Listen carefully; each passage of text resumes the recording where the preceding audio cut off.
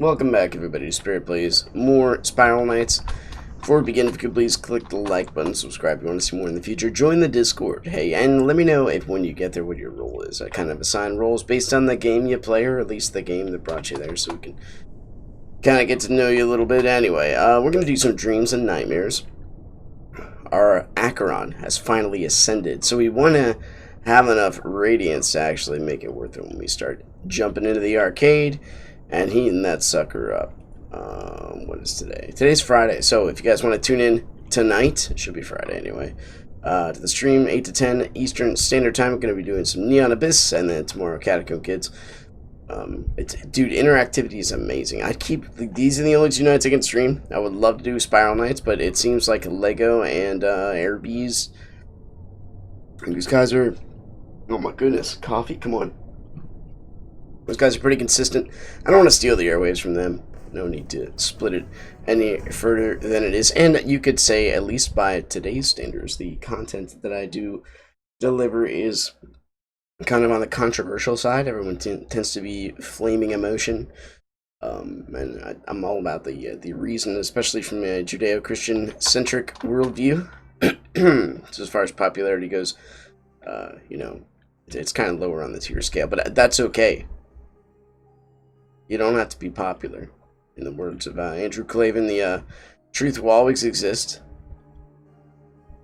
Truth, when it comes to the struggle, especially in the political eye, will be crucified daily. You know, Christ says you're going to have trouble in this life. But he's overcome the world. We're going to pick up our cross and follow him. Truth gets crucified and truth never dies. There we go. We can always sit there and try to call truth a different name. Try to say people are not really rioting.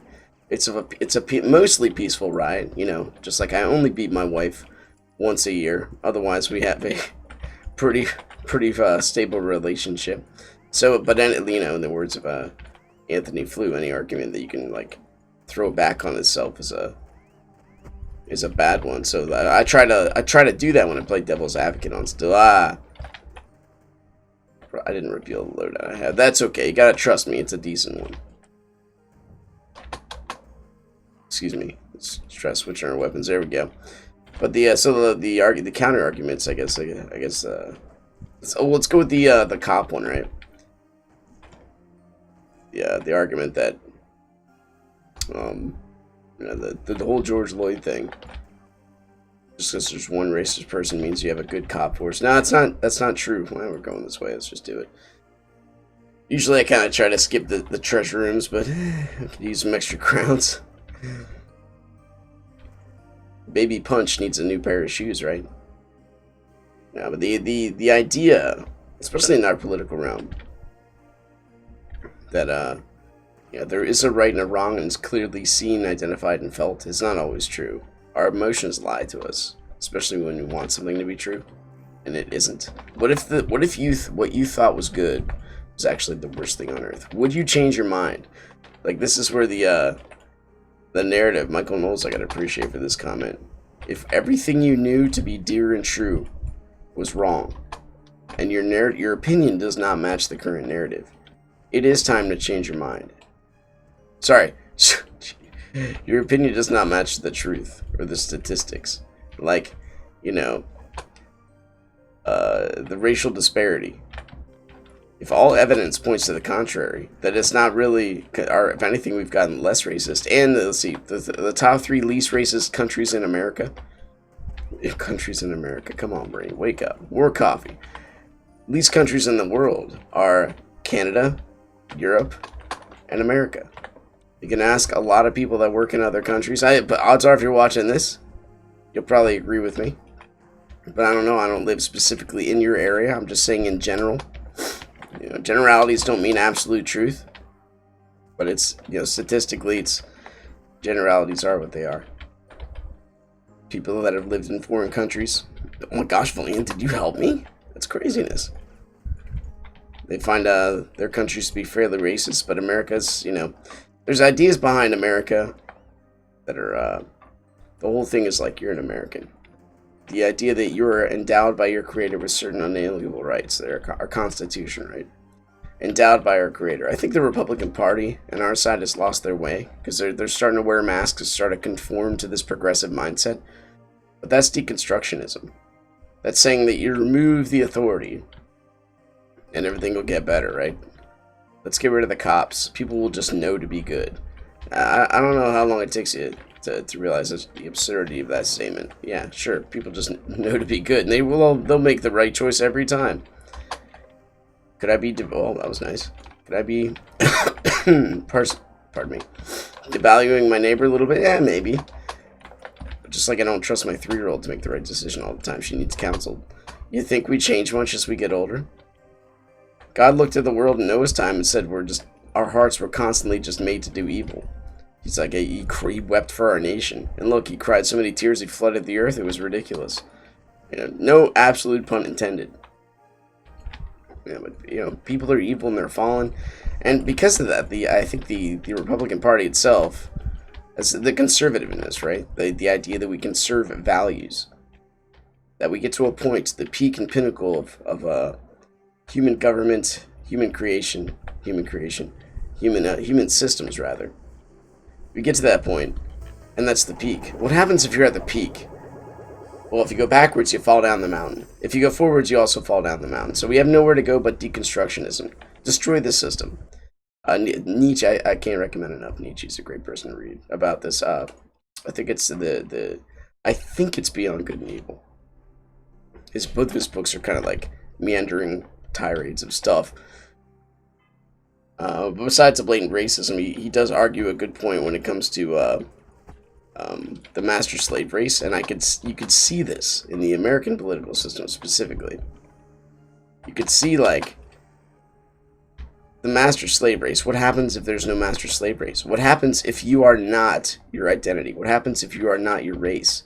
And the Black Lives Matter website, again, if you have not gone on there, and you're an American, I strongly recommend it.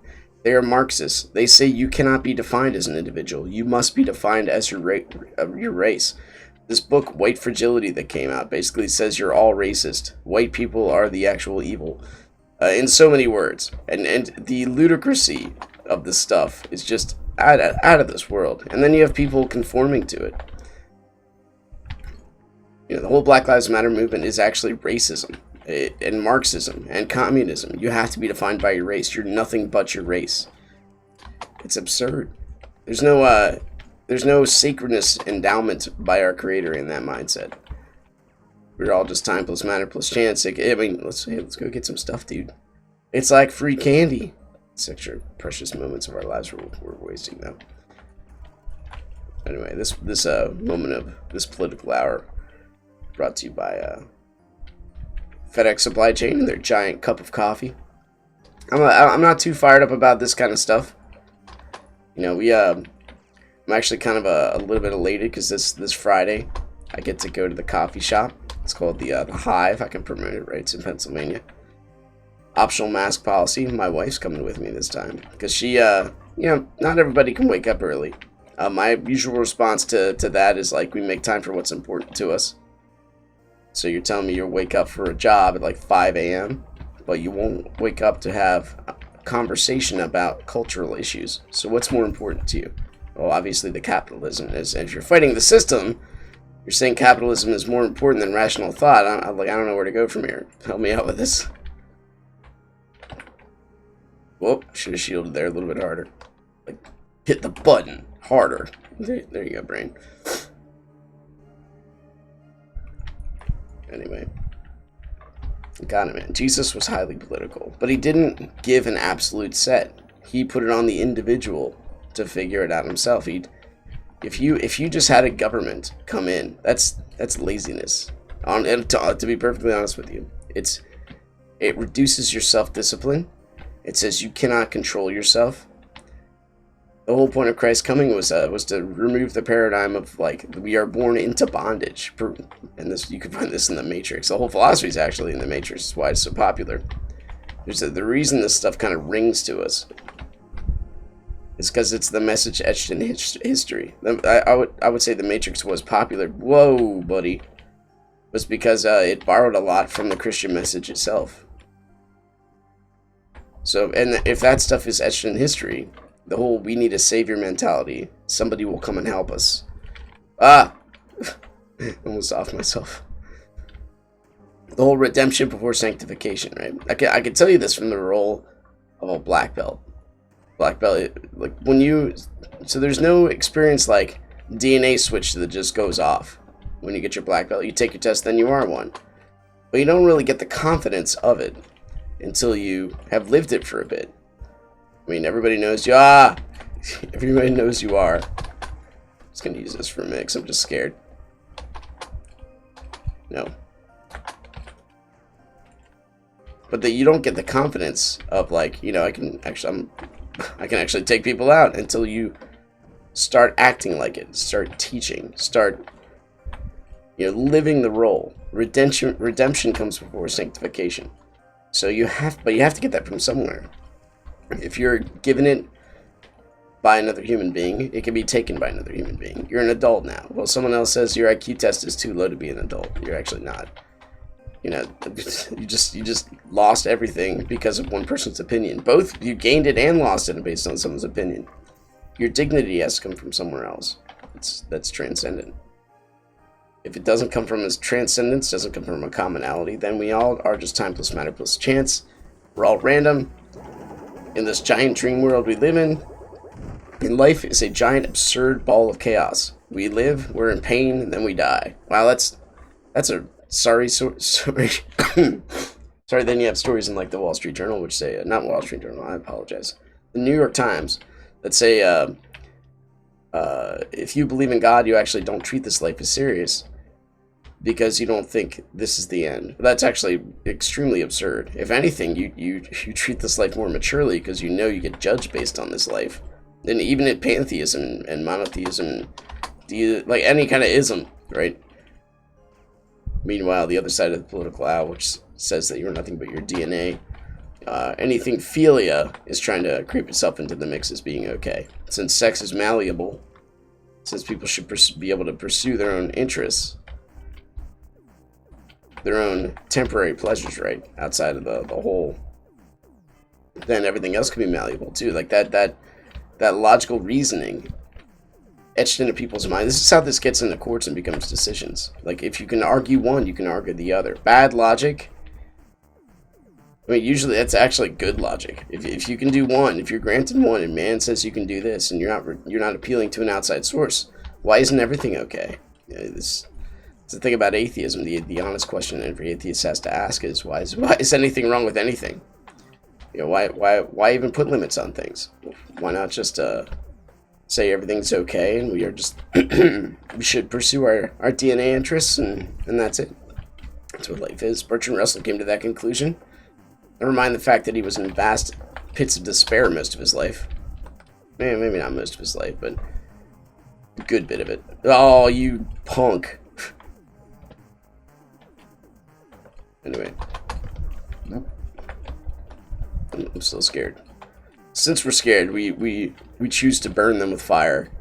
Oh, and I hope it does something fairly relevant. There we go. Whoop. One of you guys drops a heart. If I burn you, playing so much Neon Abyss, dude.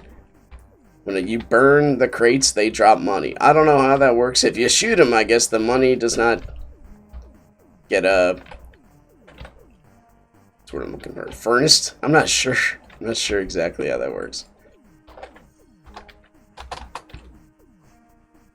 No one's gonna jump in the flames? Come on, everybody in the pool.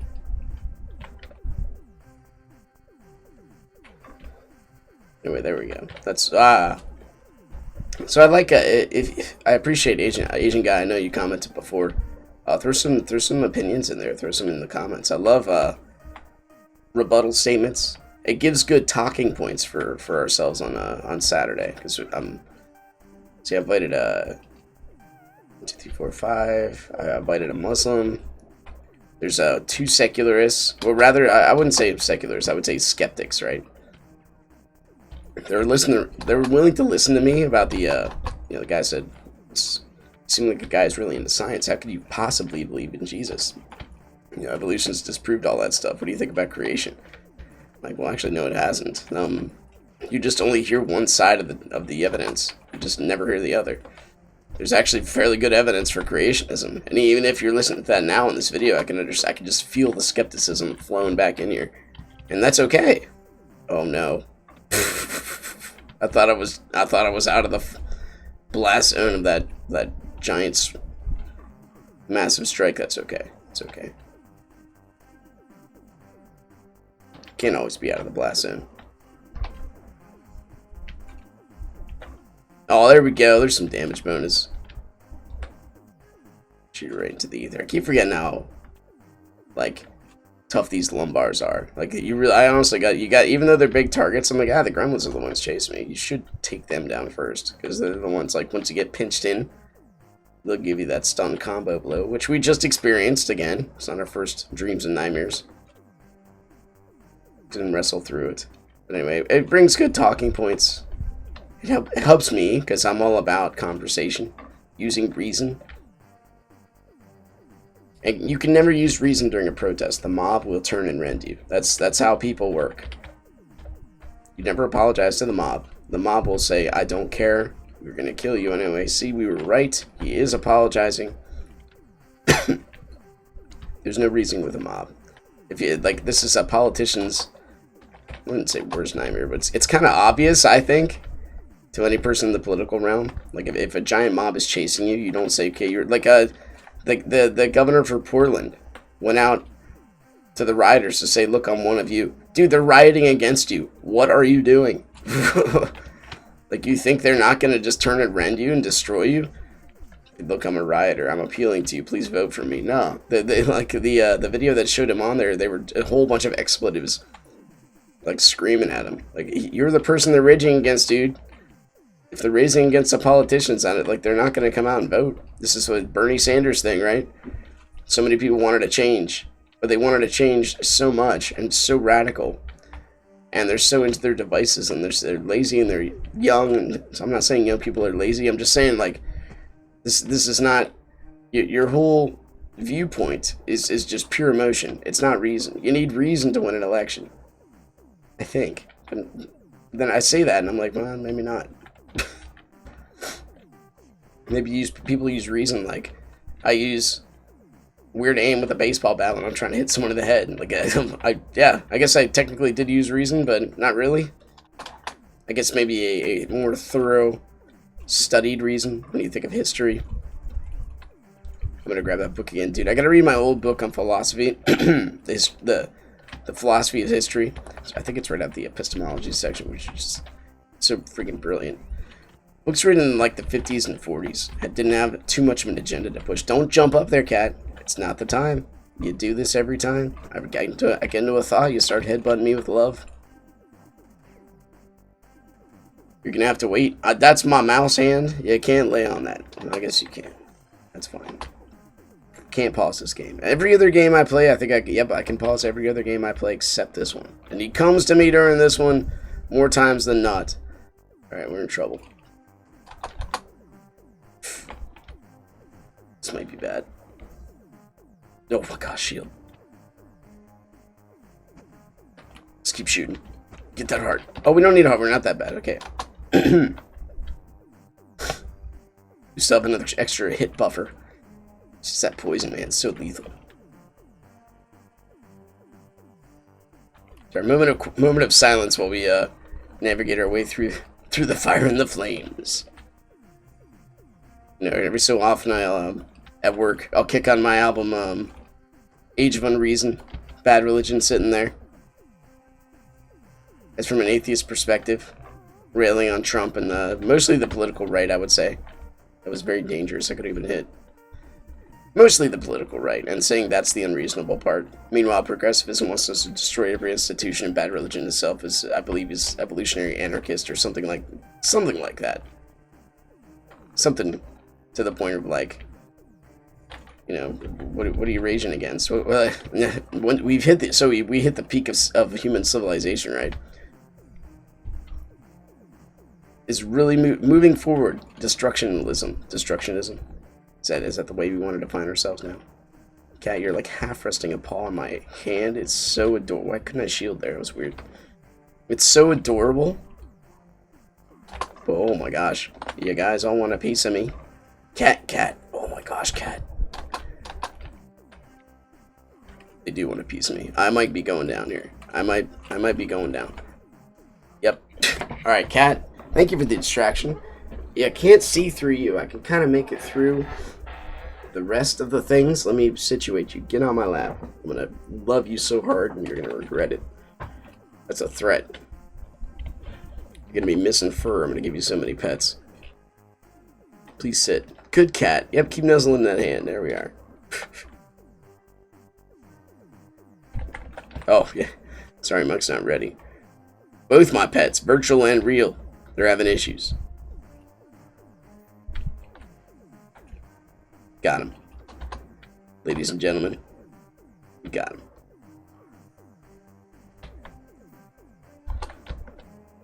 Our political realm is just wrought with frustration, man. Everywhere. What do you think, Lepak? How's Singapore doing? So it's the political realm there, all sorts of good stuff. They won't even let us go to school. There was an article. Sorry, the press secretary said a whole bunch of stuff. She said about opening a school. She's like, we should open schools. It makes sense to do so. Due to studies here, kids are just not susceptible to this thing. So science should not stand in the way of us opening. The science is on our side. So you know what they posted? Like 5 or 6 major news outlets. They said, she says science should not stand in the way. Like, you could just hear the way they typed it. Should not stand in the way of us opening schools. As if kids get this thing. Like, what are they trying to push, man? Keep the country shut down. Let suicide rates ascend. Have everyone go into more massive debt. That way the government can and will be your only salvation for your own maladies. Like, this is communism 101. What happens when the government becomes God, dude? You lose your social values. You have someone else dictating to you what is good and right and true, even if it isn't. Humans are horrible at making truth. We can only see it and observe it, and come to an objective reality. You can't create it. It's already there. We have abstract understanding of everything. One perspective. One little segment in time. To say that we know, especially when it comes to government. Capitalism works because it has Judeo-Christian underpinnings. Socialism and communism, by definition, cannot, because government has to be over God. You know, again, someone doesn't agree with your values, or everybody should work for everybody, right? What happens if somebody doesn't want to? Well, you have to use the government to hold a gun to their head to make them do it, you know, or we'll deny you, like they tried in our state here, Pennsylvania. They said, if you open up, we're just going to deny you sales rights. You know, it's the government basically holding a gun to your head. Which is quite frustrating. Another thought on the tip of my tongue, but yeah. Well, the other part is, besides that, is socialism and communism are just evil. If you look at what we have as our commodity, how we get paid money, right? Money is a symbol of time. It's the only commodity we really have, you and I. If it's a symbol of time, and you don't get to keep your own commodity, you don't get to keep the outworking of your labor, specifically your property or your money itself, then you are not you. Someone else owns you. That's like the definition of slavery. You're actually working for somebody else. So what happens is you go to the minimalistic part. You only do the bare minimum. You go with the cheapest part. You only do you never ascend. You never go for greatness. You stagnate. You educate yourself into imbecility, or you just do not care, and you say, not my problem. And that's when you have the ultimate separation. But anyway, I think I'll do it for this one. Holy political Batman. Hope you guys enjoyed it. Click the like button, subscribe if you want to see more in the future. I'll see you next week. Take care.